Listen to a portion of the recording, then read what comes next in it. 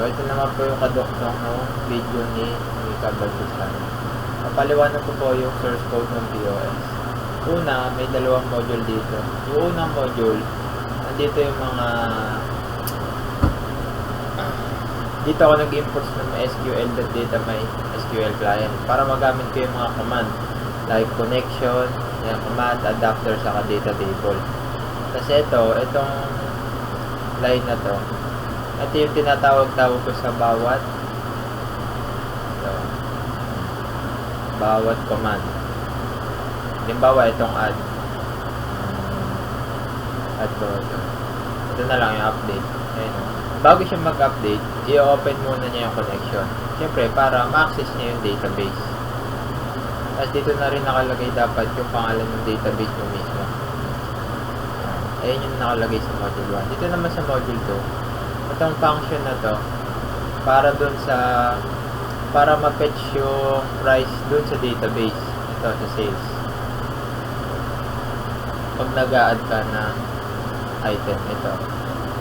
Kasi pag walang nakalagay dito, pag blanco to, ito ang gagawin niya. Kukunin niya yung price, tapos kung ano yung nilagay mong item ID dito.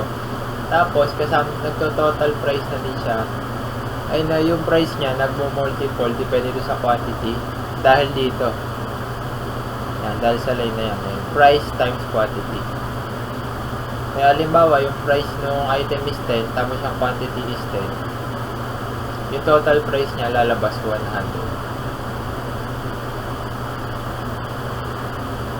Doon sa sales. Pwede naman tayo muna sa login. Paano gumagana yung login? Itong line na to, ibig sabihin lang niya, pag blanco to mga text box, ito yung lalabas. Enter username saka enter password. So, kailangan may ilagay ito doon. Ayan. Ito na yung mga command saka .connection. Hindi yan gagana kapag wala itong mga to. Kaya kailangan naka-declare yan. Tapos tinatawag-tawag ko na lang sa iba't ibang part ng project ko. Ay, project namin.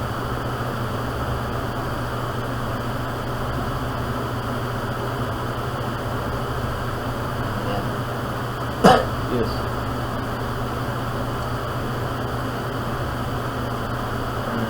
Dito naman sa command na to, ayan.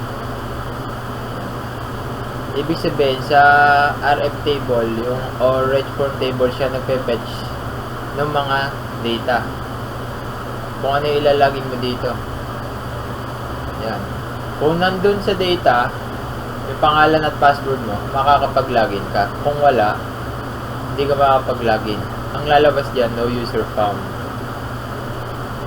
Tapos yan, pag admin, ito lalabas, admin form. Pag cashier, dashboard naman yung lalabas. Ito yung dashboard. Ito, para lang yan sa kapag may error, para malaman mo kung ano agad yung error, sasabihin niya mo. Tapos yun. Kada open na connection, kino-close ko kasi naglolo ko pag paulit-ulit na open yung connection. Ayun. Open, close, close. Para hindi mag-log. Ayan, pag nakapag-login ka, lalabas. Ayan, connected. Naman tayo sa reg form. Ayun, ganun din. Kaparehas lang din sa login. Kapag wala kang tinatype pa, lalabas ito mga to. Halimbawa, sa first name, wala kang tinatype. Lalabas, enter first name. Ayan, pati dun sa mga last name.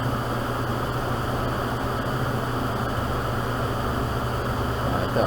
Gumamit din tayo ng connection dito. Tapos yung command na insert. Ibig sabihin ng insert, maglalagay naman tayo dun sa RF table.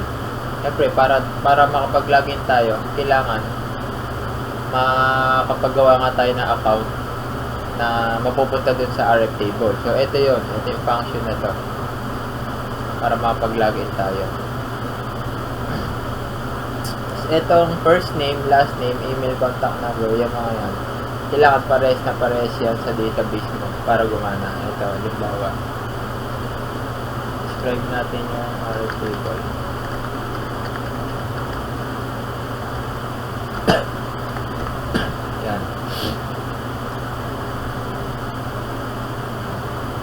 Kung capital letter yung first, yan.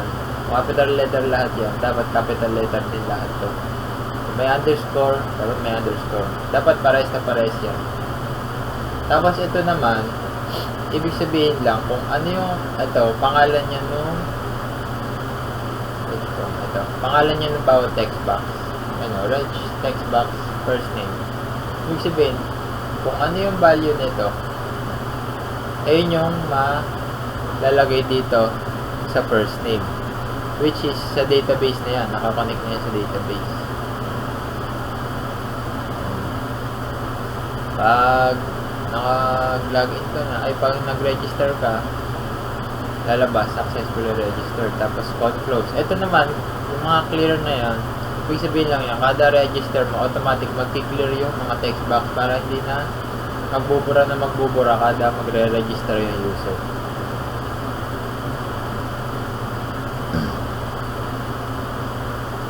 Tayo sa ito, dashboard.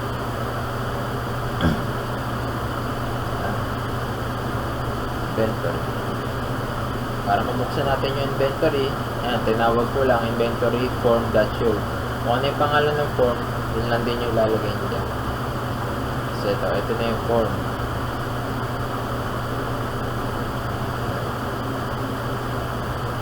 Para makapaglagay ka ng mga item, ganun din, insert din. Tapos inventory table naman to, bagong table na to. Ayan, item name, quantity, price, classification, date. Parehas lang, ito, gaya nito. Capital letter to, di ba? Tapos itong quantity is small letter. Ganun din dito, describe natin. Describe.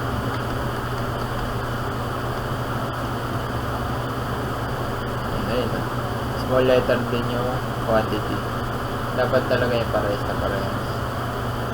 Siya pa, nag-add ka successfully at lalabas, tapos clear lang din yung mga text box para add lang na add. Ito naman, ito, yung method na to, para mag-load yung list doon sa data grid.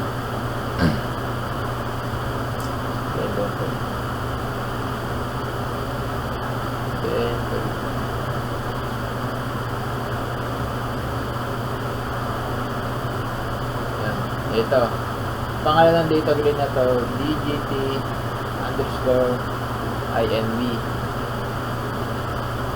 Dito yan. Ayun. DGT_INV. Ibig sabihin, ito yung paglalagyan natin nung data na galing dun sa INV table. Ayun, select from inventory table. Mamit tayo na adapter para magawa yan. Itong adapter na yan, ito nga yan, nasa Google yan. Para magamit natin yan.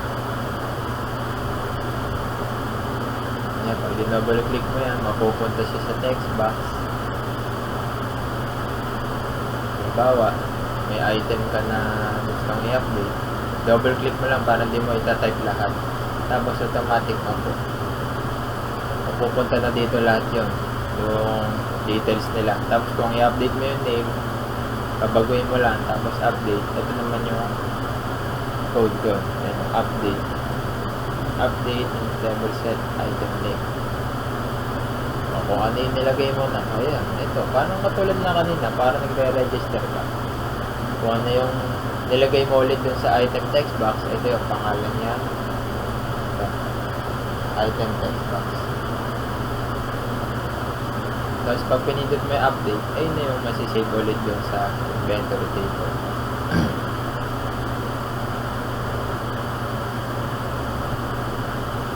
Doon naman tayo sa sales. Sales and payment.